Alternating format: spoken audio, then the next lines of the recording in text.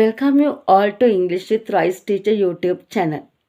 ඔන්න අද වීඩියෝ එකෙන් මම ඔයාලට කියලා දෙනවා idiom එකක් කොහොමද අපි ඉංග්‍රීසි වාක්‍යයක යොදාගෙන අර්ථවත්ව වාක්‍යයක් හදාගන්නේ කියලා. ඉතින් තාම ඔයාලා මගේ channel එක subscribe කළේ නැත්නම් subscribe කරන්න, යාළුවන්ටත් බලන්න, share කරන්න, ඒ වගේම like කරන්නත් අමතක කරන්න එපා. මොනවද මේ idioms? බලමු අපි idioms කීපයක් අරගෙන. The apple of the eye. The apple of the eye. අපි කියන මගේ ඇස් දෙක වගේ කියලා දෙයක් කියන්න ඕන නම් අපි යොදනවා the apple of the eye. ඇස් දෙක වගේ. In the same boat. එකම තත්ත්වය, එකම මට්ටමේ. එකම දේ හැමෝටම වෙලා තියෙනවා නම් අපි කියනවා in the same boat. ඒ කියන්නේ එකම බෝට්ටුවේ කියලා අපි කියන්නේ ඒකට සිංහලෙන්. Once in a blue moon. Once in a blue moon කියලා අපි යොදා ගන්නවා බොහොම කලාතුරකින් සිද්ධ වෙන දෙයක් ගැන කියනකොට. එහෙම නැත්නම් ආව හඳ දකින්න වගේ අපි කියන්නේ. එතනදී අපි යොදනවා once in a blue moon. The lion's share. The lion's share කියන්නේ හොඳම කොටස. නැත්නම් වැඩිපුරම කොටස. හොඳම කොටස ගැන කතා කරනකොට අපි කියනවා the lion's share. Cry over spilt milk. ඉහිරුණු කිරට අඬනවට අපි කියනවා. ඒ කියන්නේ නැති වෙච්ච දෙයක් ගැන හිත දුක් වෙනවා නම් අපි කියනවා cry over spilt milk. A red letter day. A red letter day කියන්නේ විශේෂම දවසක්. අමතක නොවන දවසක්. හොඳ හෝ නරක. ඒ වගේ දවසක් ගැන අපි කියනකොට කියනවා it was a red letter day in my life. It was a red letter day in my life. Under a cloud. අපිට දුෂ්කර කාල පරිච්ඡේදයකට මුහුණ දෙන්න වෙනවා නම් අපි කියනවා under a cloud. Find a needle in a haystack. Find a needle in a haystack. කියන්නේ පිදුරු ගොඩකින් ඉදිකටක් හොයනවා වගේ. ඒ කියන්නේ හරිම දුෂ්කර කර්තව්‍යයක් ගැන කතා කරනකොට අපි මේක යොදනවා. Find a needle in a haystack. With a long face. මූණ එල්ලගෙන ඉන්නව නම් කවුරු හරි අපි කියනවා why are you with a long face? මොකද ඔයා මේ මූණ එල්ලගෙන why are you with a long face? නැත්නම් she is with a long face today. අද යා මූණ එල්ලගෙන ඉන්නේ. අන්න ඒ වගේ. Face the music. Face the music. මොකද්ද මේ? අපිට සිද්ධ වෙනවා නම් කාගේ හරි කරච්චලයකට ඇහුම්කන් දෙන්න. අපි ඒකට කියනවා face the music. Wash hands of the troubles. Wash hands of the troubles කියන්නේ ප්‍රශ්න වලින් ගැලවෙන්න.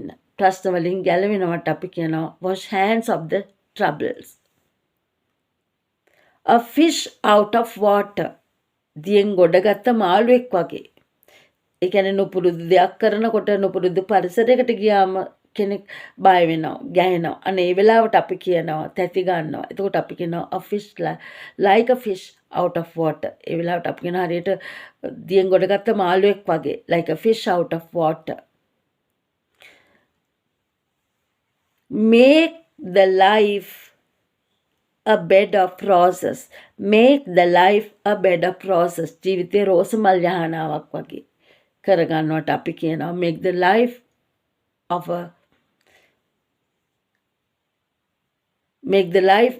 a bed of roses. Make the life a bed of roses. ජීවිතේ රෝස මල් යහනාවක් කරගන්නවා කියන එකට. ඒ කියන්නේ සැප සම්පත් සහිත ජීවිතයක් ගත කරනවට. Count the chickens before they are hatched. Count the chickens before they are hatched.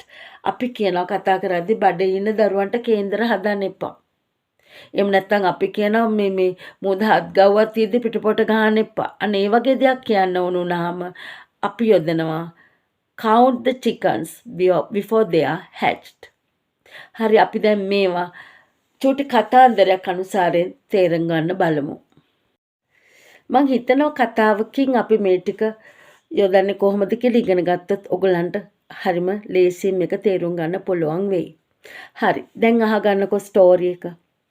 There was a small girl named Tinu. Tinu කියලා පුංචි ගෑනු ළමෙක් හිටියා. She was the apple of the eye of her family. She was the apple of the eye of her family. ඇය තමයි යගේ ගෙදර ඒ කියන්නේ ඇස් දෙක වගේ බලාගත්ත ළමයි කෙනෙක් හැමෝම ආදරය කරපු දරුවා. The people of her village were very poor. The people of her village were very poor. ඇගේ ගමේ හිටපු මිනිස්සු හරිම දුප්පත්. And Tinu's family also was in the same boat. තිනුගේ පවුලේ අයත් එකම බෝට්ටුවේ. ඒ කියන්නේ එකම තත්ත්වයේ. ඒගොල්ලොනුත් හරිම දුප්පත්. Only once in a blue moon they got mouthful to eat. Only once in a blue moon. බොහොම කලාතුරකින් තමයි ඒගොල්ලන්ට බඩකට පිරෙන්න කන්න දෙයක් ලැබුණේ. Then Tinu got the lion's share. එතකොට මෙන්න මේ වගේ දවසක ඒ කියන්නේ කන්න දෙන්න යහමින් දෙයක් ගෙදර තිබුණ දවසකට the Tinu got the lion's share. තිනුට හොඳම කොටස හම්බ වුණා. මොකද she was the apple of the eye of her family. එයා තමයි ඒ පවුලේ ආදරෙන්ම බලාගත්ත ළමයා නිසා. Unfortunately, අවාසනාවකට වගේ her father lost his job unexpectedly. Unfortunately, අවාසනාවකට වගේ her father lost his job. ඇගේ තාත්තට රැකියාව නැති වුණා unexpectedly බලාපොරොත්තු නොවු ලෙස. Everyone told him not to cry over spilt milk. හැමෝම යාට කිව්වා ඉහිරුණු කිරට අඬන්න එපා කියලා. ඒ කියන්නේ නැති වෙච්ච දේ ගැන හිත දුක් වෙන්න එපා කියලා. But it was a red letter day to his life. නමුත් ඒක යාගේ ජීවිතේ red letter day එකක් වුණා. අමතක නොවන දවසක් වුණා. Anyway, then they had to be under cloud. කෙසේ නමුත් ඒගොල්ලන්ට ඊට පස්සේ සිද්ධ වුණේ බොහොම දුෂ්කර කාල පරිච්ඡේදයකට මුහුණ දෙන්න. අනේකට තමයි අපි under cloud මෙතන පාවිච්චි කළේ. Anyway, then they had to be under a cloud. To find a job for her father was like finding a needle in a haystack. ඇගේ තාත්තට රැකියාව හොයා ගැනීම හරිම දුෂ්කර කාර්යයක් වුණා. ඒ කියන්නේ පිදුරු ගොඩකින් ඉදිකටක් හොයාගන්න තරම් අමාරු තරම් හරිම දුෂ්කර කාර්යයක් වුණා. So her mother was with a long face all day. ඉතින් අම්මා කොච්චරත් මුළු දවසම මූණ එල්ලගෙන හිටියේ. ඒ දරුවන්ට කන්න දෙයක් හදලා දෙන්න නැහැ. සල්ලි නැහැ. ඉතින් මොකද උනේ? අම්මා කොච්චරවත් මූණ එල්ලගෙන හිටියා. ඒකට තමයි අපි මෙතන with a long face යෙදුවේ. Then his father had to face the music of her mother. තාත්තට මොකද උනේ? කොච්චරවත් අම්මා ගෙදරට වෙලා අම්මගේ කං කරච්චලේට ඇහුම්කන් දෙන්න. අන්න ඒකට තමයි අපි මෙතන face the music යොදාගත්තේ. බලන්න.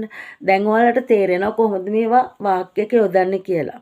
Then his father had to face the music of her mother. තාත්තට සිද්ධ වුණා අම්මගේ තෝංචාකෘති කං කරච්චලේට ඇහුම්කන් දීගෙන ඉන්න. To wash hands of the trouble, he went to town to find a job. ඉතින් මේ ප්‍රශ්නෙන් ගැලවෙන්න ඔහු නගරයට ගියා රැකියාවක් හොයාගෙන. He was like a fish out of water there. මෙයාට නගරේ හුරු නෑ. නගරයට ගියාම මෙයා හරියට දියෙන් ගොඩගත්ත මාළුවෙක් වගේ ගැහෙන්න ගත්තා. නිකන් නගරයට නුහුරු නිසා ටිකක් බය හිතුණා. නුපුරුදු ගතියක් දැනුණා. He told his wife, ඔහුගේ wife ට කිව්වා that when his ships come, එයාට අතමිට සරු වුණාම එයා wife ට කිව්වා එයාගේ අතමිට සරු වුණාම he would help his family. ඔහු උදව් කරනවා කියලා ඔහුගේ පවුලේ family members පවුලේ අයට සමාජිකයින්ට to make their lives beds of roses. ජීවිතය රෝස මල් යහනාවක් කරගන්න. ඒ කියන්නේ එයාලට හරි සැපවත් ජීවිත ගත කරන්න උදව් කරනවා කියලා. But wife told him, ඒ වුණාට wife එයාට කිව්වා not to count chickens before they are hatched. මෝද හත් ගව්වක් තියේදී පිටපොට ගහන්න එපා. ඒ කියන්නේ දෙයක් වෙන්න ඉස්සෙල්ලා බොරු ටික ගැන කයිවාරු ගහන්න එපා කියලා. ඉතින් මේ කතාවෙන් ඔයාලට තේරෙනවා ඇති කොහොමද අපි ඉඩියම් එකක් හරවත්ව වාක්‍යයක යොදාගන්නේ කියලා. ඉතින් මේ වගේ තවත් වීඩියෝස් ඔයාලට ඕනේ නම් මගේ ටික දිගටම රැඳී ඉන්න. subscribe කරේ නැත්නම් subscribe කරන්න, like කරන්න, යාළුවන්ටත් බලන්න, share කරන්න අමතක කරන්නත් එපා. Okay, thank you for watching.